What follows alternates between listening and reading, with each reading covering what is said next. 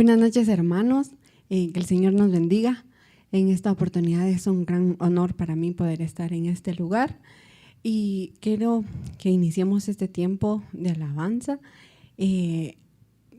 iniciar orando para que podamos pedirle dirección al Señor y que pues todo esto que hagamos sea para honrar y bendecir su nombre, para que Él se pueda también manifestar y que nos haga sentir su presencia en donde sea que nosotros estemos en este momento. Así que cierren sus ojos y vamos a orar.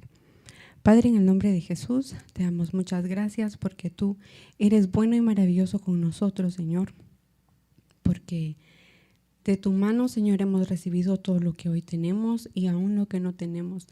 Tú, Señor, nos lo darás o tienes, Dios mío, algo preparado para nosotros.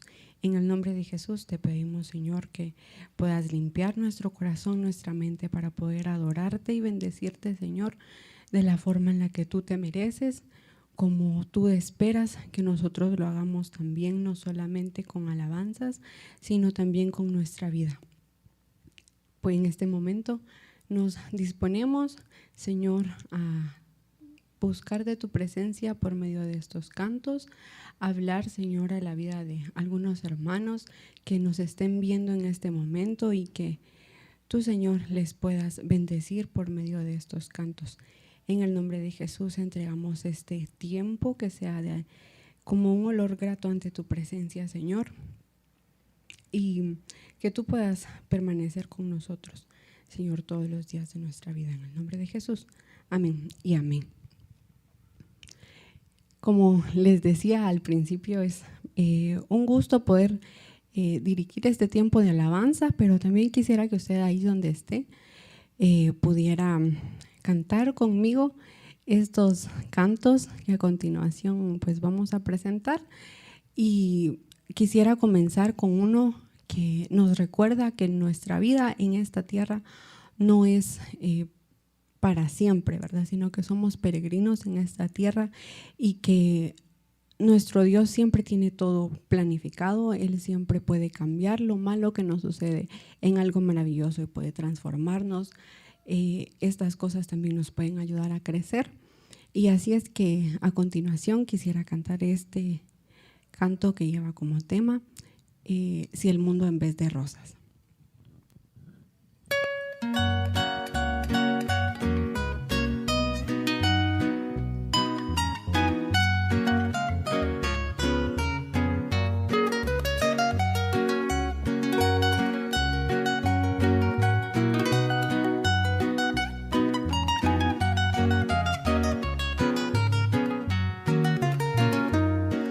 Punzantes los abrojos del camino, nos vienen fe y gozo a confirmar, y enseñan de este modo al peregrino que el mundo no podrá ser nuestro hogar, si en sendas escarpadas tú estás.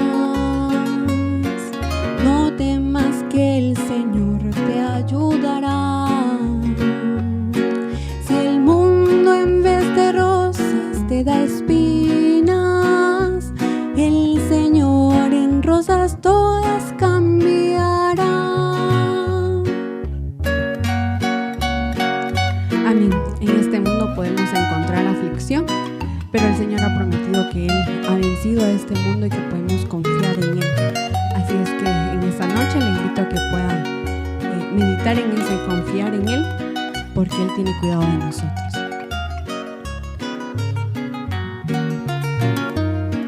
Si a nuestra paz azotan tempestades, tras tempestades calma llegará. ¿Qué importa que hayan siempre adversidades? La mano del Señor nos sostendrá. Si en sendas escarpadas tú estás, no temas que el Señor te ayudará.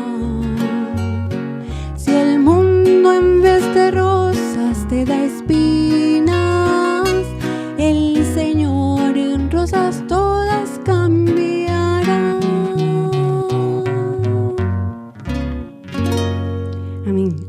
al Señor por esa verdad tan linda que nos promete a nosotros como sus hijos, esperar en Él, que Él puede cambiar todo en nuestra vida. Y una herramienta muy importante que nos ha dejado nuestro Señor y de lo cual nuestro Señor Jesucristo es nuestro ejemplo a seguir, es de la oración. Y para poder sobrellevar todos esos momentos, considero yo que es importante tener esa relación con nuestro Dios, ya que a través de ella nosotros podemos tener fortaleza, ¿verdad? Y fundamento de nuestra fe en Cristo Jesús. Así que el siguiente tema que quisiera entonar es hablar con Dios.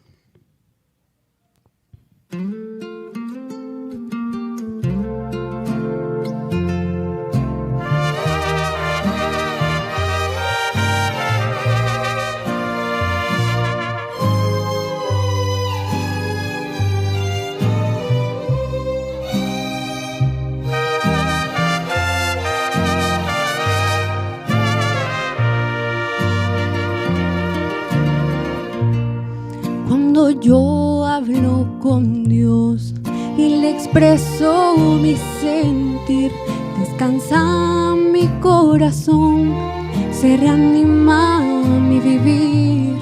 Es la mejor comunión que se puede disfrutar, conservar su amistad hacia la eternidad. Hablar con Dios, qué felicidad.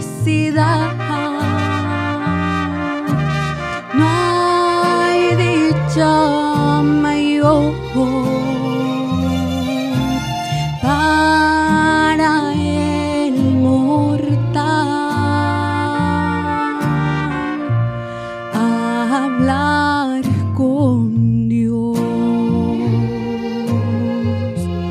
Hoy tú puedes comenzar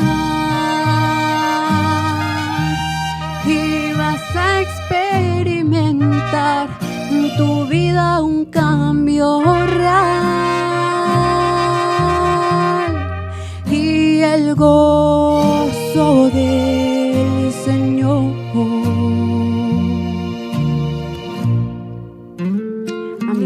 Agradecemos al Señor porque podemos comunicarnos directamente con Él y sabemos que Él nos escucha, sabemos que Él está atento a nuestro clamor y Él nos ayuda y corre hacia nosotros.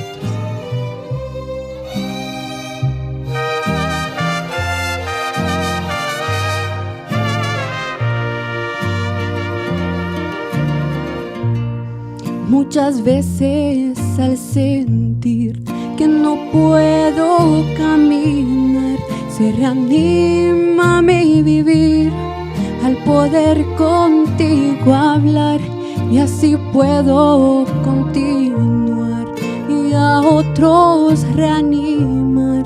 Es por eso que hace bien el poder contigo hablar. Hablar con Dios, qué felicidad. No hay dicha mayor para el mortal. Hablar con Dios. Hoy tú puedes comenzar y vas a experimentar en tu vida un cambio real y el gozo del Señor.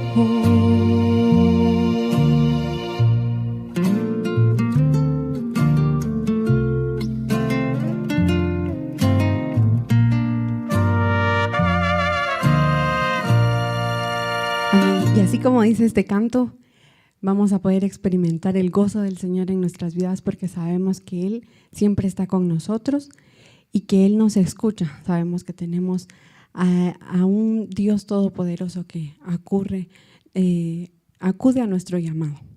Así es que en esta hermosa noche también quisiera entonar otro canto, y cuando yo lo buscaba me puse a pensar en que habemos muchas personas en esta tierra que hemos sido rescatados de la muerte o hemos estado a punto de pasar por ese valle. Quizá, en mi caso, quizá yo no lo recuerdo, pero cuando era muy pequeña, sí, mis padres me contaron que por una enfermedad, pues casi yo moría. Así que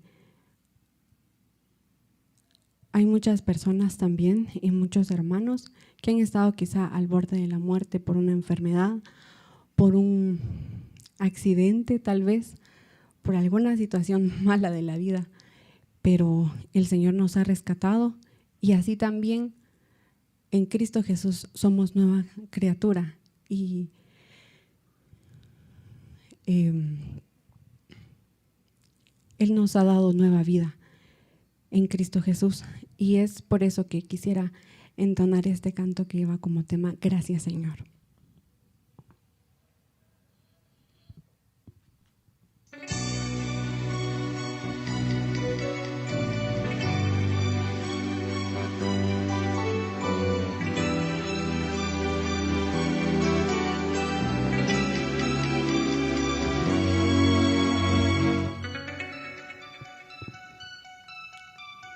Gracias, Señor, por ser tan bueno conmigo.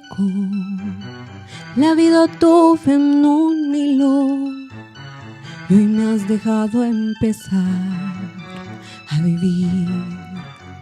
Hoy comprendí que aunque el camino es de espinas, debo seguir por la vida con más coraje que ayer y decir gracias, Señor.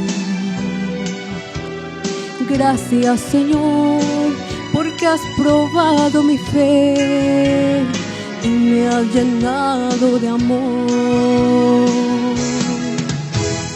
Gracias, Señor, por la vida.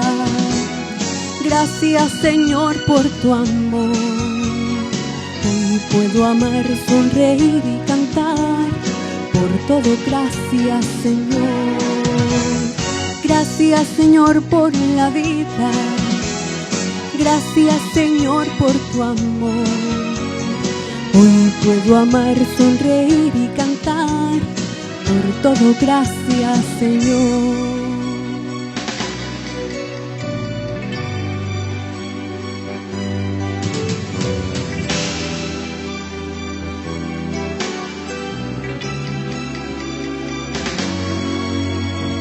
Vuelvo a sentir correr la sangre en mis venas.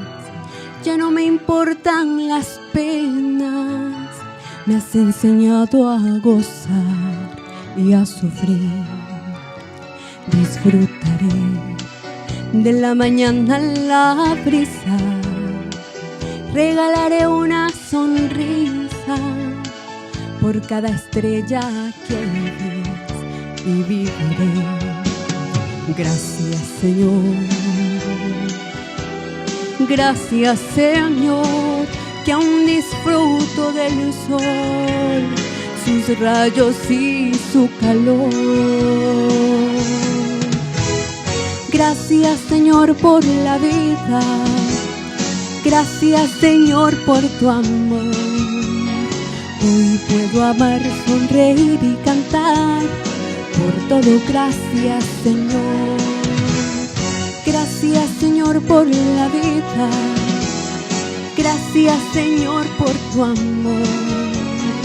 Hoy puedo amar, sonreír y cantar. Por todo, gracias, Señor. Gracias, Señor, por la vida. Gracias, Señor, por tu amor. Hoy puedo amar, sonreír y cantar. Por todo, gracias, Señor. Amén. Es un gran gozo para mí poder cantar este canto, ya que la verdad es que me da mucho ánimo saber que el Señor nos ha dado una nueva vida y que podemos volver a ver el sol y sentir su calor para poder alabarle a Él también en estos días que pues Él nos ha regalado. Así también pensaba en que si Él nos da una oportunidad de vida, una nueva oportunidad para poder alabarle, qué mejor que hacerlo en su presencia todos los días, en su casa, cuando es el tiempo de llegar a un templo y poder convivir con los demás hermanos también. Así que el siguiente tema es mi gran herencia.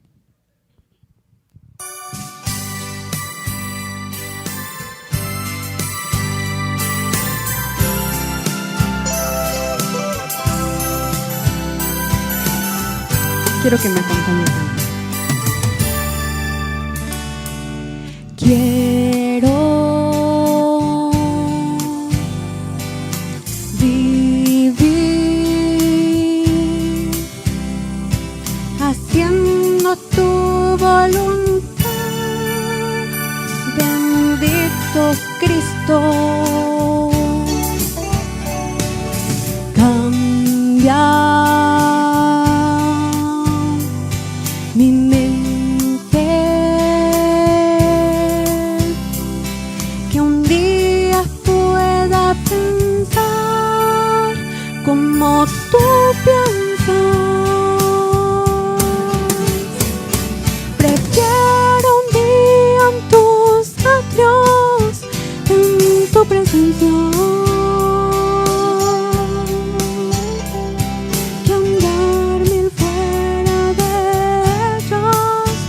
sirviendo al mundo. ¿A quién tengo yo en el cielo sino a ti? Y aquí en la tierra tú eres mi gran herencia.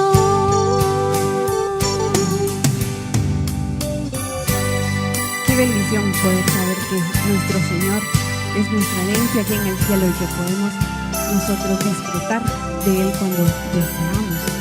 Amén.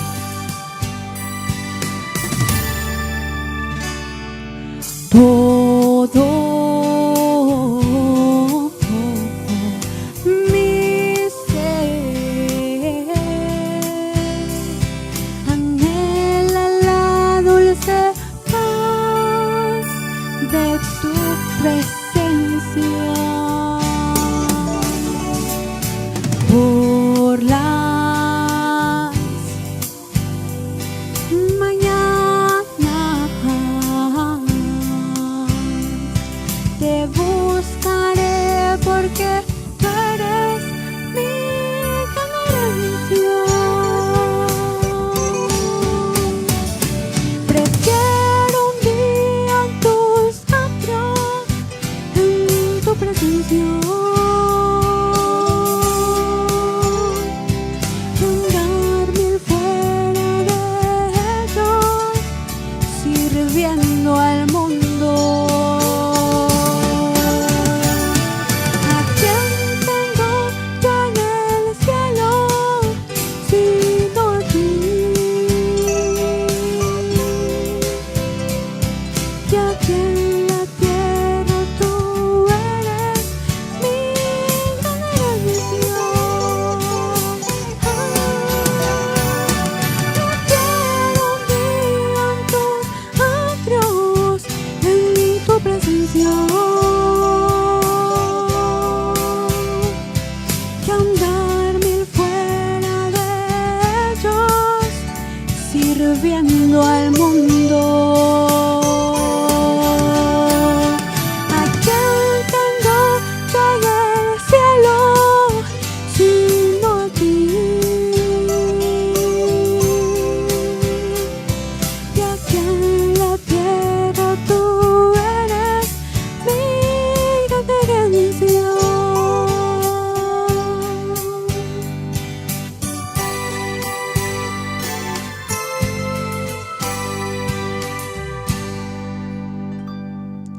Amén. Gracias a Dios porque nos da ese bendito regalo de haber mandado a nuestro Señor Jesucristo también a morir en la cruz, por lo cual hoy podemos estar disfrutando de esta nueva vida en Cristo y poder también alabar su nombre a través de estos cantos que espero yo que hayan sido de bendición para su vida y que haya podido también cantar con nosotros y gozarse juntamente con nosotros. Así es que seguidamente de esto quiero pues dejarles el tiempo a nuestros pastores que nos traen la palabra del Señor. Amén. Muy buenas noches, estimados televidentes. Damos gracias a Dios porque usted está en sintonía con este programa. Somos Eclesía, Pastores Unidos para la proclamación del Evangelio desde San Juan, Zacatepeques. Vamos a iniciar orando al Señor un momento y esperamos que usted se ponga también en oración. Oremos. Nuestro Dios y Padre Celestial, te damos muchas gracias porque tenemos la bendición de reunirnos los hermanos pastores para la enseñanza de tu palabra en esta oportunidad. Muchas gracias, Señor, por nuestros hermanos que están viendo este canal. Deseamos tu bendición para todos y que te agrade a ti también como nosotros sintamos esa bendición. Muchas gracias, nuestro Señor, en el nombre de Jesús. Amén. La semana pasada estuvimos leyendo en Colosenses capítulo 3 y los versículos 1 y 2 que decía: si habéis pues resucitado con Cristo, buscad las cosas de arriba donde está Cristo sentado a la diestra de Dios. Poned la mira en las cosas de arriba, no en las de la tierra. En esta oportunidad, nuestro texto de estudio está en Colosenses capítulo 3 y versículos 3, que dice: porque habéis muerto y vuestra vida está escondida con Dios. Eso es nuestro tema el día de hoy, nuestra vida escondida en Cristo Jesús. La solución de Dios al pecado humano es radical o de raíz, podemos decir, puesto que la justicia divina decreta que la paga del pecado es muerte, conforme Romanos 6:23. No puede haber salvación para el pecador que no pase por el ajusticiamiento y la muerte. Así pues, la solución de Dios no es nuestra progresiva mejoría, ni nuestra sanidad moral, sino nuestra muerte y resurrección. El cristiano auténtico es, por definición, una persona que ha resucitado con Cristo. El tema de la resurrección del creyente sigue ocupando la mente del apóstol Pablo en los versículos 3 y 4, pero para alguien pueda resucitar debe caer de su propio peso, que ha de morir previamente. Si hemos resucitado con Cristo, antes tuvimos necesariamente que haber muerto con Él. El creyente está plenamente unido e identificado con Cristo en su muerte como en su resurrección. No nos sorprende pues que Pablo, antes de continuar su exposición del tema de nuestra resurrección con Cristo, vuelva a mencionar el tema de nuestra muerte con él. Habéis muerto, dice con contundencia, pero enseguida preguntamos en qué sentido hemos muerto. Evidentemente no en el sentido literal, porque entonces no seríamos capaces siquiera de plantearnos esta pregunta.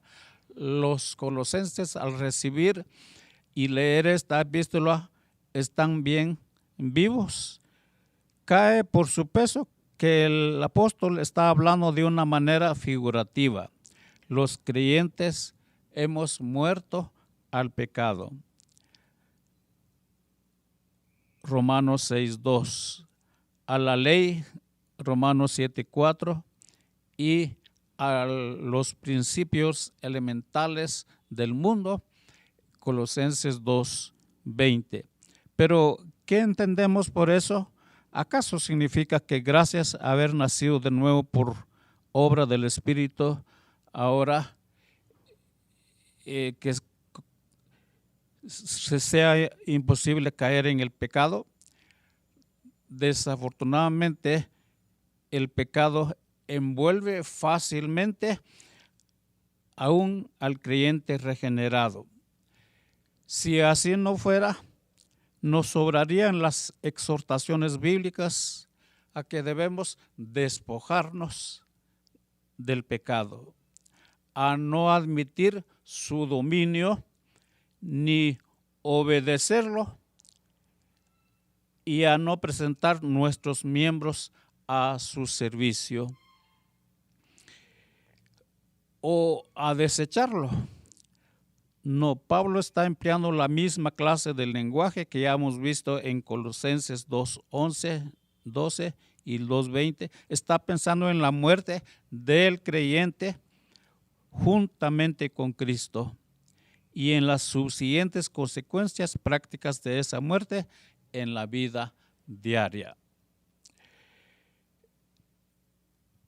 Sigue, por un lado, Cristo murió en nuestro lugar, llevando sobre sí nuestra culpa. Por tanto, el juez divino nos considera ya ajusticiados y así exentos de culpa por cuanto hemos muerto en la persona de nuestro sustituto. Esta muerte nuestra, cumplida una vez para siempre en el pasado, cuando Cristo murió en la cruz, fue apropiada conscientemente por nosotros y expresada simbólicamente en nuestro bautismo. O para expresar lo mismo mediante la comparación del capítulo 2 y versículo 11 de Colosenses, hemos sido circuncidados con la circuncisión de Cristo, por medio de la cual se ha extirpado no meramente un trozo de carne en nuestro cuerpo, sino el mismo cuerpo de la carne. Nuestra vieja naturaleza pecaminosa ha recibido su castigo en la cruz y ha sido eliminada para siempre. Es decir, no ha sido eliminado a efectos reales de nuestra vivencia diaria, sino que ha sido eliminado a efectos legales para Dios. Nuestra culpa ya no existe. Nadie nos acusa ni puede acusarnos porque ya hemos sido ajusticiados. La pena capital que nos merecíamos ya se ha cumplido en el Calvario. Sin embargo, la carnalidad aún está presente con nosotros a efectos prácticos y por tanto requiere ser llevada a la muerte de una manera continua, tal y como Pablo está a punto de decírnoslo, y le corresponde a nuestro hermano Ezequiel la continuación. Qué bueno estar con ustedes de nuevo esta noche y que también ustedes estén en sintonía con nosotros. Pablo lo que quiere decirnos ya en el versículo 5 dice, haced morir pues lo terrenal en vosotros, y da una lista de las cosas que no debemos hacer. Esto implica, hermanos, que en la muerte, en la resurrección del creyente con Cristo Jesús, tiene una importancia y consecuencia en la vida real del creyente. Al resucitar, recibe una nueva vida y lo recibe por el don del Espíritu Santo. Y esto es importante en nosotros y empieza un cambio radical en nuestras vidas. A veces me he puesto a pensar, nosotros los cristianos nos reunimos en las iglesias y si usted se recuerda, cuando estamos hablando de este cambio, esa resurrección del creyente con Cristo Jesús, que tiene una importancia relevante, dicen algunos, y también las consecuencias en la vida real del creyente. Estamos pensando entonces, cuando estamos cantando ese himno, dice, cuán glorioso es el cambio operado en mi ser, cuando vino a mi vida el Señor Jesús. Entonces, es interesante, hermanos, esa parte que nosotros cantamos, muy bonito, ¿verdad? Lo cantamos muy bien, pero en la vida, en nuestra vivencia, debe ser real ese cambio. Y por eso decíamos anteriormente que también nuestra vida en Cristo tiene una nueva posición, pero en Cristo Jesús, no en la de nosotros, por supuesto.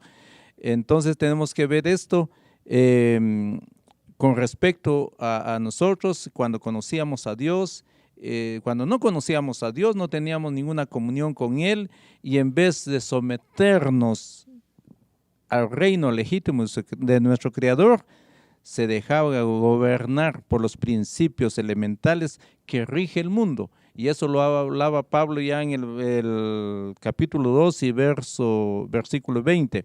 Por eso dice, pues si habéis muerto con Cristo en cuanto a los rudimentos del mundo, porque como si viviesen en el mundo, os sometéis a preceptos. Eso nos enseñaba Pablo en el capítulo 2, verso 20. Pero ahora, al convertirnos a Cristo, han muerto esos principios mundanos y vivimos para Dios. Esto no quiere decir, hermanos, que los principios mundanos ya no pueden ejercer ningún atracción en el creyente. Sí, estamos en este mundo, estamos peligrando, hermanos, de verdad, en serio, porque en medio de esta situación tan difíciles que vivimos hoy en día en una sociedad tan difícil, pues realmente vemos muchas cosas y de repente somos tentados a muchas cosas. Sin embargo, yo creo que cuando estamos pensando siempre en nuestra posición en Cristo, en cuando estemos sido resucitados, muertos y resucitados en Cristo, pues ya estamos pensando en una nueva vida. Entonces ya los apetitos carnales tienen que ir menguando en la vida de cada uno de los cristianos. Pero Pablo escribe en Filipenses 2:13, dice, porque Dios es el que en vosotros produce así el querer como el hacer por su buena voluntad. Por eso hemos venido diciendo también, nosotros luchamos, porque de repente usted está ahí viendo, nos dice, y esos pastores pues no pecan, no ven, no son tentados. Claro que sí, humanamente tenemos que reconocer, somos tentados por muchas cosas, pero siempre estamos pensando en que tenemos que agradar a nuestro Señor, a nuestro Rey de Reyes. Pero dice Pablo que Dios es el que en vosotros produce así el querer como el hacer por su buena voluntad. De tal manera, mis hermanos y hermanas, que Dios es el que nos ayuda. Él es el que nos da el poder para poder librarnos de esta situación. Él es el que nos ayuda. Solo nosotros. Es difícil, hermanos, de verdad, si usted está luchando por su propia cuenta, créame que va a ser difícil salir de esta situación.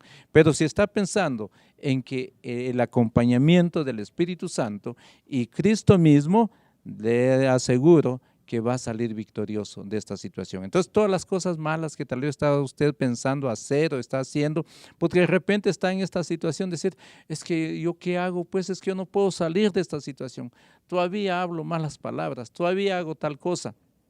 Pero mi hermano, mi hermana, de verdad, siga confiando en el Señor, porque Dios va a producir en usted el querer como el hacer por su buena voluntad. De hecho, en cuanto a la vieja naturaleza del creyente, tenemos que entender dos cosas.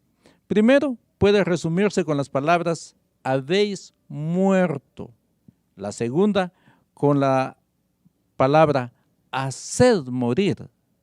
En cuanto a la culpa de nuestra vida carnal, hemos sido plenamente perdonados, justificados, como dijera el hermano Vicente hace un momentito, ya estamos perdonados y justificados, en virtud, ¿por cuál? Por el sacrificio de nuestro Señor Jesucristo en la cruz del Calvario. Él ha pagado todas estas cosas, Él ha hecho muchas cosas a nuestro favor. Por ello también tenemos que hacer, dice, morir constantemente y aprender a morir nosotros mismos cada día. Eso no ocurre de la noche a la mañana, pero sí es impresionante también ver en la vida de muchas personas que de la noche a la mañana han cambiado totalmente, han vivido un cambio radical en la vida de ellos. Y qué interesante de verdad ver a esas personas así. Pero nosotros pues los que luchamos cada día con eso, tenemos la seguridad también de que poco a poco vamos saliendo de esta situación.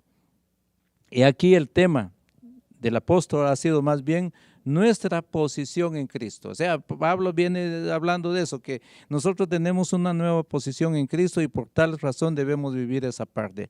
A partir de esos versículos pasará a considerar cómo debemos vivir en consecuencia con nuestra posición. Se mueve pues desde la consideración de los que ya somos por la gracia de Dios hasta el desafío de lo que es en consecuencia debemos llegar a ser en la vida experimental. Hasta aquí ha considerado nuestra redención o salvación, nuestro perdón, nuestra reconciliación con Dios y nuestra regeneración. Temas que tienen que ver todo ello con la obra ya completa en Cristo, pero ahora va a considerar también el tema de nuestra santificación, el cual tiene que ver con el lento, es un proceso muy lento, proceso de transformación que Cristo está llevando a cabo en nosotros de día en día por su obra del Espíritu. Por tanto, hasta aquí ha estado diciendo, habéis muerto. Pero a partir del versículo 5 nos dirá, haced morir lo terrenal en vosotros. Entonces, hermanos, tenemos un privilegio maravilloso, el poder ir cambiando y mostrarle al mundo el cambio que ha operado el Señor en nuestro ser. Continúa con nosotros nuestro pastor Abdiel López. Que Dios le bendiga, amados hermanos. Gracias por estar con nosotros en esta nueva transmisión, continuando siempre con el estudio de Colosenses, capítulo 3, verso 3, donde nos dice que al inicio habéis muerto y vuestra vida está escondida con Cristo en Dios. Y en la Nueva Traducción Viviente dice, pues ustedes han muerto a esta vida y su verdadera vida está escondida con Cristo en Dios. Y esa es una esperanza que nosotros tenemos muy grande. Por eso es nuestra esperanza y es de lo que quiero hablarles. Nuestra vida está escondida con Cristo en Dios. Son tan profundas estas palabras que vale la pena considerarlas una por una, o por lo menos como deberíamos de traducirlas, aunque en el castellano no es una sola palabra. Por ejemplo, nuestra vida. El hecho de que hayamos muerto no significa que ya no vivimos. Por eso les leí la Nueva Traducción Viviente, porque la Nueva Traducción Viviente dice, hemos muerto a esta vida. Es decir, es a esta forma de vivir. En otro conocido texto, el apóstol va a afirmar, con Cristo he sido crucificado y ya no vivo yo el que vive, ya no soy yo el que vive, sino es Cristo el que vive en mí. Pero estas palabras no pueden significar que Pablo ha dejado realmente de existir, ni tampoco que su personalidad ha sido eliminada y sustituida por la de Cristo, lo cual podría ser el caos si cuando se está hablando como una posesión o algo así. No se trata de eso, porque el texto que le acabo de leer, que está en Gálatas 2:20, dice, cuando Pablo dice, ya no vivo yo, mas Cristo vive en mí, y dice, y lo que ahora vivo en la carne, lo vivo en la fe en el Hijo de Dios. Lo digo por fe en el Hijo de Dios, perdón. Es decir, es una vivencia, es un cambio, un estilo de vida. El propósito de la obra salvadora de Cristo no es anular nuestra vida o nuestra personalidad o nuestra existencia, sino el de concedernos vida y vida en abundancia, porque eso lo dijo Jesús en San Juan capítulo 10, cuando dice, he venido a dar vida para que tengan vida y tengan vida en abundancia. No hay nadie que haya muerto con Cristo que no pueda decir ahora que su vida es mucho más rica que antes. Y ese es un proceso. Lo que Pablo quiere decir es que la forma que nos mueve en nuestra vida no es ya nuestro propio egocentrismo carnal, sino la voluntad y el poder de Cristo. Ya nuestro anhelo es hacer la voluntad de Cristo. La persona resucitada vive para Dios. Eso lo dice allá Pablo en Romanos capítulo 6, verso 10 al 11. El Señor es su razón de ser. No vive ya para sí mismo la persona, sino vive para el Señor. Y eso también lo va a decir Pablo allá en Romanos 14. Entonces, hay una vida nuestra, no es cancelada, no es anulada, pero sí es radicalmente cambiada, donde nuestras prioridades cambian, nuestras preferencias cambian, nuestro estilo de vida cambia, y es lo que vamos a seguir estudiando aquí en el capítulo 3 de Colosenses. La otra frase que sigue es que la vida está escondida, y cuando habla de estar escondida tiene varias maneras de asimilar o entender, porque el creyente posee una nueva vida en Cristo. Es una vida con nuevos deseos y propósitos, con una nueva orientación, una vida dirigida hacia Dios y hacia la santidad. Ese es el anhelo. Aunque vivimos en el mundo, nuestra vida no está dominada por los principios elementales del mundo. De hecho, ya no pertenece al mundo, sino al reino de Cristo. Es algo en esencia que tenemos que tener. Sin embargo, esta nueva vida suya es una vida que está, como dice el apóstol, escondida. Y claro que el creyente no debe esconderla intencionalmente, sino hacerla brillar, ¿verdad?, en medio de la oscuridad de este mundo para la gloria de nuestro Dios. Pero por mucho que la luz brille o que la luz que cada uno de nosotros tengamos pueda brillar, el mundo no comprenderá la verdadera naturaleza de la nueva vida en Cristo. No va a interpretar el mundo o la mente carnal, como lo va a decir Pablo allá en Corintios, el que tiene una mente carnal no va a interpretar adecuadamente, por ejemplo, la regeneración del creyente en términos propios, sino va a querer hacer una interpretación en un esquema antropológico, sociológico, psicológico. Considerará que el fruto del Espíritu no es más que un esfuerzo humano. Es así porque la mente carnal no puede discernir las cosas espirituales, es lo que yo le decía. Por eso dice en 1 Corintios 2:14, el hombre natural no acepta las cosas del Espíritu de Dios porque para él son necedad y no las puede entender porque se discierne espiritualmente. Eso no cabe en la mente. Por ejemplo, los que en este tiempo estamos en un ejercicio de ayuno, del ayuno de Daniel, cuando nos evitamos ciertas cosas, siempre nos preguntan ¿y por qué? ¿Y qué? Y no les hace mal, y cosas como esas, porque la gente quiere entenderlo de una forma carnal, física, psicológica, intelectual, pero son cosas espirituales, es algo que Dios pone en nuestro corazón, es una motivación interna y de esa manera nos conectamos. También esa vida está escondida porque mientras estamos en esta vida andamos por fe, no por vista. Nuestra plena comprensión de la inmensidad de la nueva vida en Cristo queda para el futuro. Aquí ahora la experiencia de esta vida es real, pero solo parcial.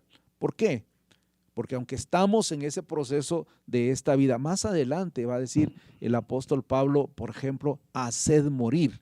Aquí dice, habéis muerto, y luego dice, haced morir, porque es un proceso en donde vamos cada uno de nosotros avanzando. Es una decisión diaria, es una decisión en la que yo este día me propongo hacer la voluntad de Dios. También el hecho de que esté escondida sugiere no solamente el carácter secreto de la nueva vida en Cristo, sino también una seguridad. Es decir, en el contexto en que se escribió este pasaje, digamos, los tesoros mejor apreciados, de mayor valor, se escondían.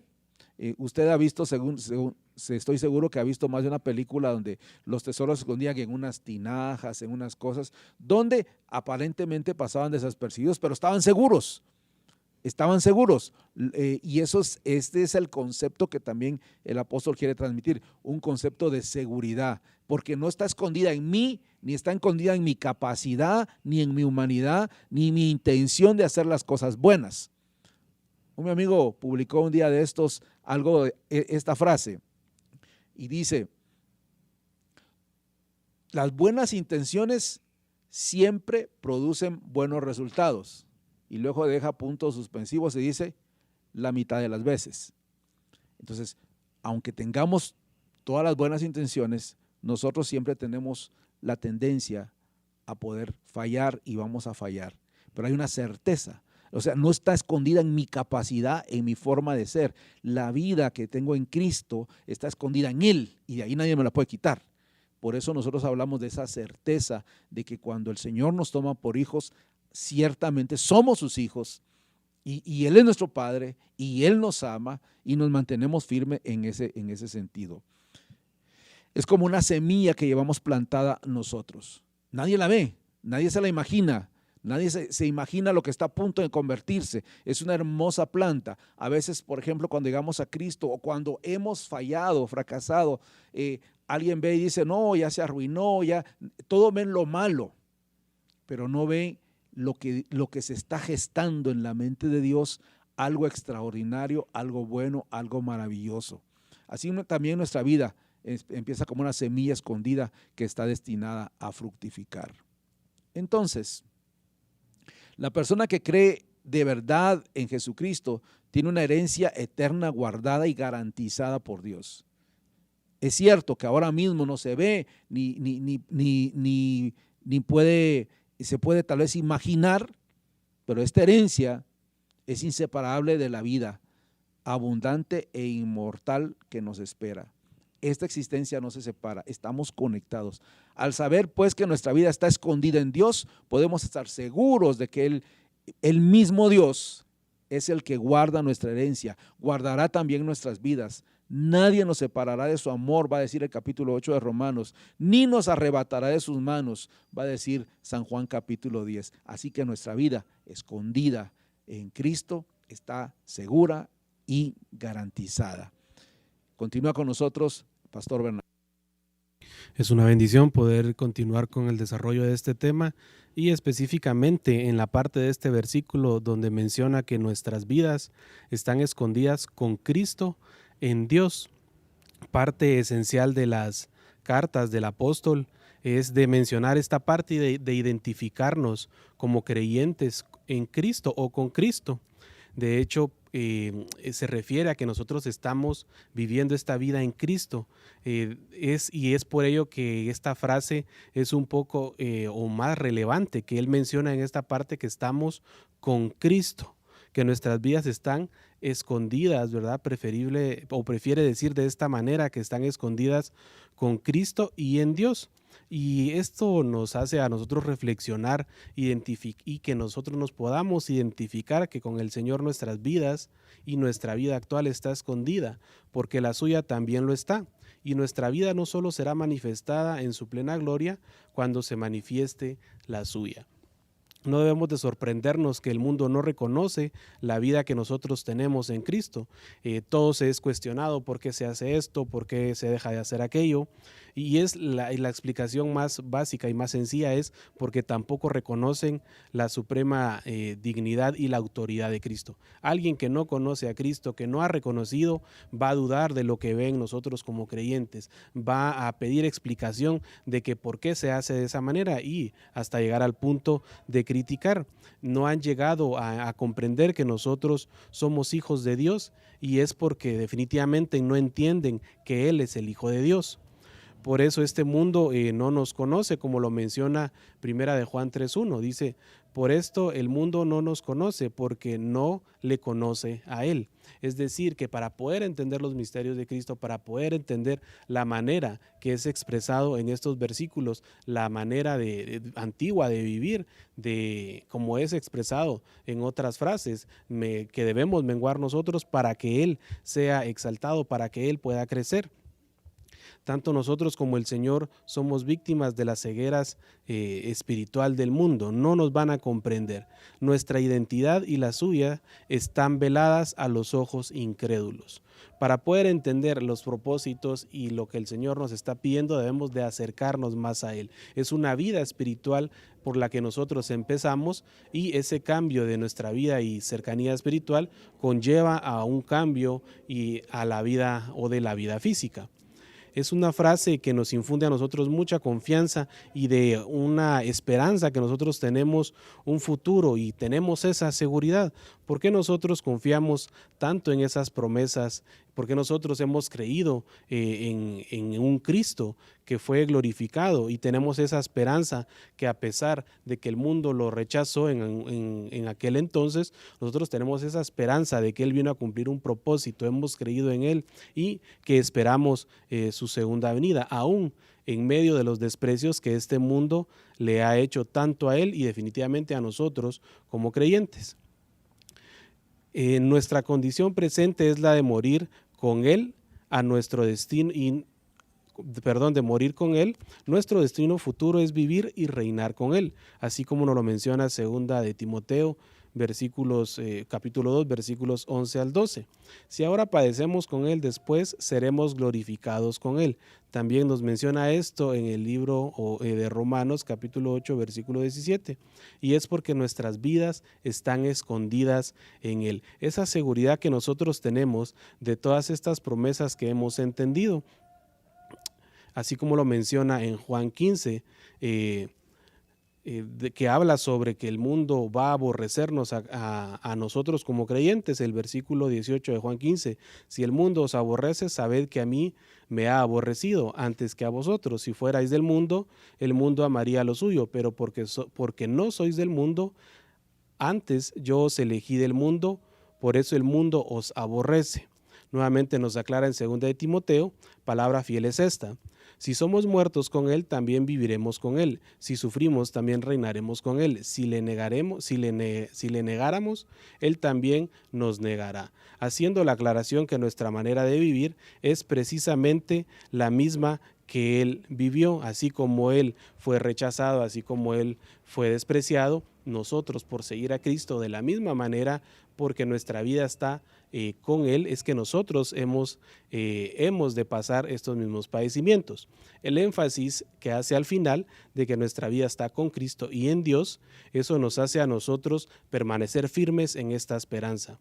Toda la vida de Cristo, como la nuestra, está en manos de Dios. Nuestro destino, nuestro futuro está escondido en esos beneficios eternos. Y esta última frase viene a confirmar la idea de nuestra plena seguridad.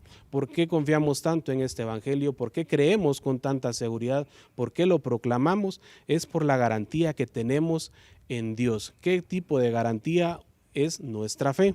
Es la confianza de la segunda venida y es la razón por la que nosotros depositamos arduamente y confiamos tanto en esa promesa del evangelio.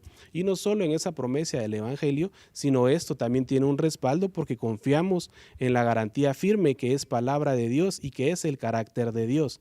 Y la misma palabra nos enseña que Él no miente, que Él cumple plenamente todas sus promesas. Esa es nuestra esperanza y es ahí donde descansa nuestra fidelidad, la fidelidad en su palabra y que es inmutable de su carácter. No como nos menciona en el versículo 13 de 2 de Timoteo, capítulo 2, que Él no puede negarse a sí mismo. Es esa promesa a la que nosotros nos aferramos y es a la que tenemos tanta seguridad y tenemos esa confianza. Es esa garantía que nosotros tenemos de poder creer que tenemos una vida eterna. Y es esa misma seguridad que nosotros tenemos, que es la palabra y el carácter de Dios que hemos entendido, que hemos experimentado. Nuestras vidas están escondidas en Dios y es lo que a nosotros nos hace estar confiados de ese seguro de ese seguro, de esa seguridad que tenemos un futuro y una vida eterna en Él. Debemos de comprender la importancia que tiene esta frase, la importancia que nos lleva a nosotros poder entender con total seguridad de que nuestras vidas están escondidas en Dios y que también es la fuente y Él es el origen de la vida. Nosotros hemos sido engendrados por Él, hemos sido escogidos, hemos sido llamados hijos a través de la obra de Jesucristo y de creer en esa perfecta salvación para nosotros.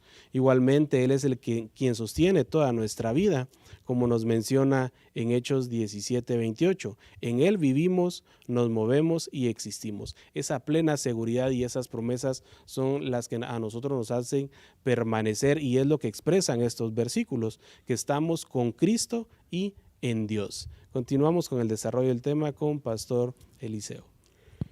Qué placer saludarles en esta noche, mis hermanos. Estamos en un tema muy interesante. Estamos resumiendo el tema, nuestra vida está escondida en Cristo.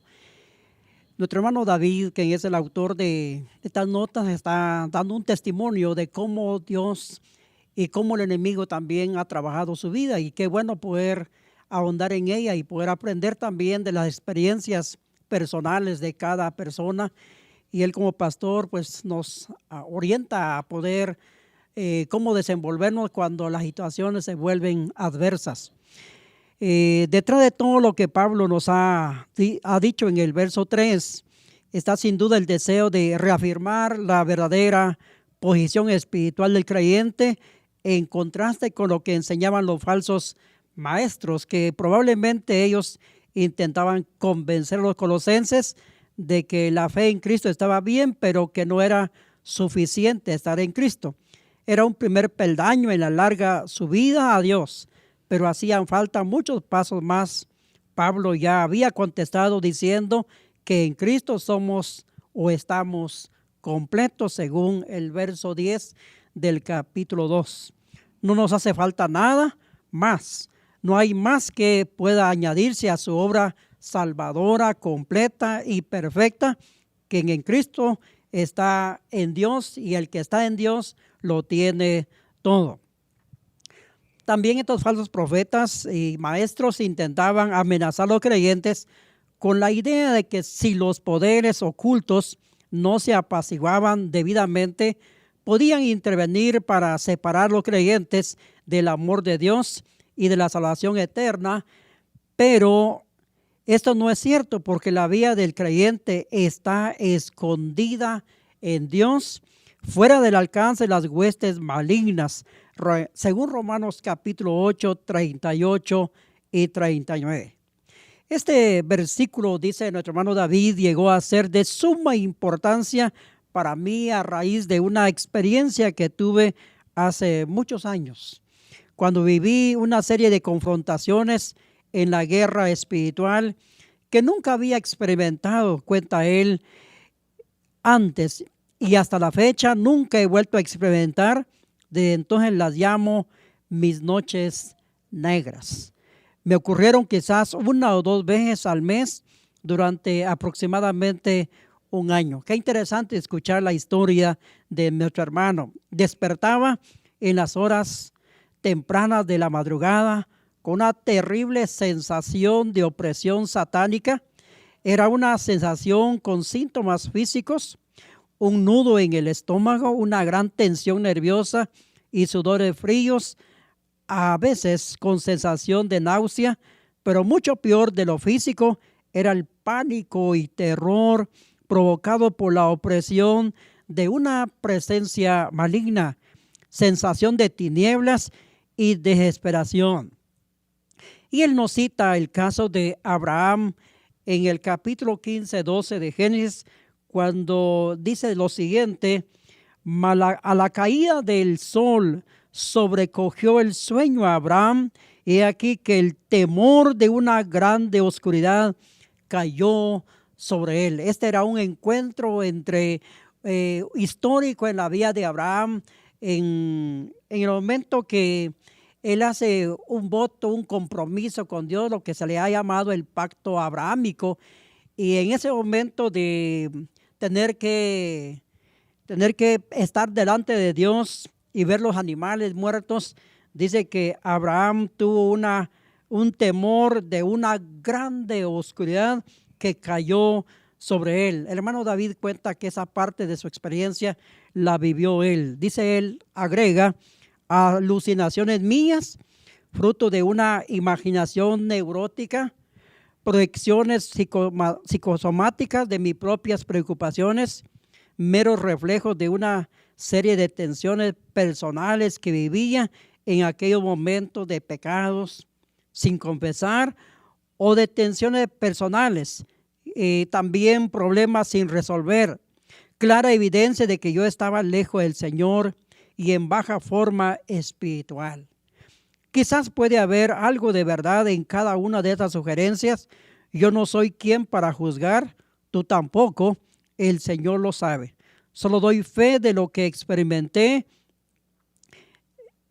aquellos momentos de que estaba en la presencia de algo sumamente maligno. Doy fe de la indecible angustia que aquellas experiencias provocaban en mí, y también doy fe de que finalmente mis noches negras resultaron ser una inmensa bendición. Fueron para mí una experiencia de escuela en la que tuve que aprender a aferrarme al Señor como nunca antes, a reprender al maligno en su nombre, a levantarme, a orar, a sentarme firmemente sobre las promesas de la palabra y descubrir el poder de la oración y de la alabanza. Doy fe de que aquella horrible experiencia acababan casi siempre en momentos sublimes de comunión con el Señor. Naturalmente, agrega nuestro hermano, el aprendizaje no fue fácil. Es correcto decir que la solución a la opresión diabólica está en la oración, la alabanza a Dios y la reprensión del diablo en el nombre de Cristo, pero al menos en mi caso no es correcto decir que nada más ponerme a orar. La sensación de malignidad desaparecida, al contrario, recuerdo largos episodios de una intensa desesperación de espíritu en lo que parecía que el clamor a Dios y la reprobación de los poderes del mal no funcionaban. Mi alma volvía a la serenidad solo después de una larga lucha antes de conseguir reafirmar mi fe en el Señor. Sin embargo, con el paso de los meses, aprendí a serenarme en el Señor con creciente rapidez y, por así decirlo, a mirar al maligno a la cara y descubrir la verdad de que, aunque temible, él no es sobremanera terrible. Más bien, es un tanto patético y fanfarrón. Explico lo que quiero decir. Bueno, qué interesante lo que él dice. Recuerdo con especial intensidad la última de aquellas noches. Me desperté con la habitual sensación de opresión. Me puse a orar y a alabar al Señor y volvía a dormirme. Minuto después me desperté otra vez con la misma angustia y así se repitió la experiencia varias veces hasta que, medio dormido y medio despierto, descubrí que estaba hablando con el maligno. Su presencia era muy real. Me acuerdo muy bien de mis palabras, porque solo después, al acordarme de lo ocurrido, me sorprendí de su acierto, como que si yo hubiese sido espectador de la escena o si otro me hubiera dado la palabra que decir. Le estaba diciendo más o menos las palabras siguientes: Satanás, tú eres más poderoso que yo y puedes atacarme de muchas maneras sin que yo en mí mismo tenga armas para defenderme. Puedes tocar mi vida de muchas maneras si el Señor te lo permite. Puedes quebrantar mi salud, hacer mal a mi familia, quitarme mi posesión, destruir mi reputación, dividir la iglesia que pastoreo. Puedes hacer muchas cosas si el Señor te lo permite. Pero te digo dos cosas. Qué interesante lo que él expresa. En primer lugar, no puedes hacer nada sin el permiso de Dios. porque tú también eres una criatura de Dios. Puedes ser todo un leviatán, pero estás bajo la superior autoridad del mismo Dios al que yo sirvo. Yo no puedo contra ti, pero el Señor Jesucristo no solamente sí puede, sino que ya te ha derrotado en la cruz. Los días de tu tiranía están contados y mientras tanto no puedes hacer nada sin el permiso de Dios. Por tanto, todas las cosas, circunstancias que me haces pasar, las recibiré de manos de aquel que puede obrarlas para mi bien y mi santificación. Y en segundo lugar, te digo que en última instancia y en cuanto a lo que realmente cuenta, no me puedes tocar en absoluto. Ciertamente puedes herir algunas áreas de mi vida actual, pero estas no son más que temporales. De todas maneras, pronto desaparecerán, y en cuanto a los aspectos de mi vida que son de valor eterno, no me pueden dañar, ni siquiera alcanzar, porque yo estoy sentado con Cristo en lugares celestiales, inalcanzables para ti, y mi vida está escondida en Cristo, en Dios. Qué importante la experiencia de nuestro hermano, y quisiéramos hoy concluir pensando en quizás usted en esta noche esté pasando una etapa muy difícil, muy crítica, quizás tiene una baja espiritual, aún sabiendo que su vida está escondida en Cristo, aún sabiendo que tiene todas las bendiciones ya en su vida, aún sabiendo que usted estamos en lugares celestiales. Sin embargo, muchas veces el enemigo está allí presente, tiene sus ofrecimientos y de alguna manera nos opaca, nos hace perder el equilibrio y sufrimos en esta vida ataques una y otra vez. Pero quiero leerle un pasaje con que queremos hoy cerrar este tiempo, y el pasaje de Romanos capítulo 8, 38 y 39, que dice: por lo cual estoy seguro de que ni la muerte ni la vida, ni ángeles ni principados, ni potestades, ni lo presente ni lo porvenir, ni lo alto ni lo profundo, ni ninguna otra cosa creada nos podrá separar del amor de Dios que es en Cristo Jesús, Señor nuestro. Amén.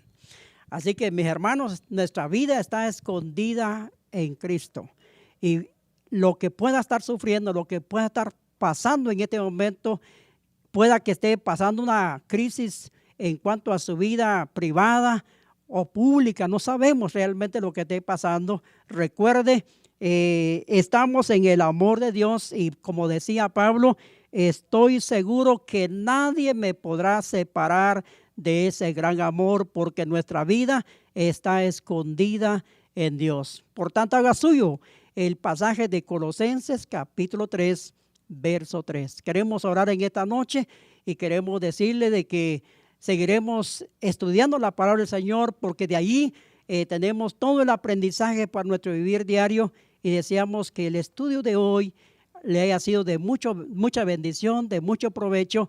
Haga suyo entonces Colosenses 3:3. Oremos. Bendito Dios, cuánta bendición alcanzamos en tu palabra. Todo está ahí, Señor. Gracias porque aquí tus hijos, los pastores, venimos para poder ahondar en el contenido de ella. Gracias, Señor, por lo que tú has hecho ya en nuestra vida. Hemos aprendido hoy, Señor, que nuestra vida está escondida en ti. Y solo falta, Señor, que echemos mano de ese recurso que es tu palabra. Señor, gracias porque está ahí, y creemos por fe que nos sacarás avante de cualquier situación que esté presente, por muy adversa que sea. Hoy oramos, Señor, por nosotros, oramos por nuestros oyentes, oramos por nuestras familias, oramos por nuestras iglesias, y oramos, Señor, por el mundo entero, pero especialmente por San Juan.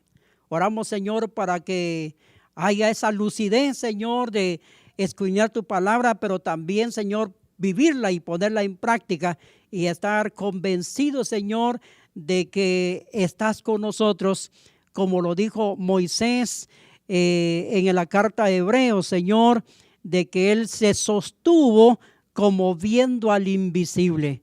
Y en esta oportunidad, Señor, nosotros, tus hijos, venimos ante ti a aferrarnos al contenido de tu palabra. Gracias por dejarlo ahí para nosotros y gracias por todo lo que hemos aprendido hasta aquí en la carta a Colosenses. Y ahora, Señor, que la bendición tuya sea con todos nosotros. Oramos en Cristo Jesús.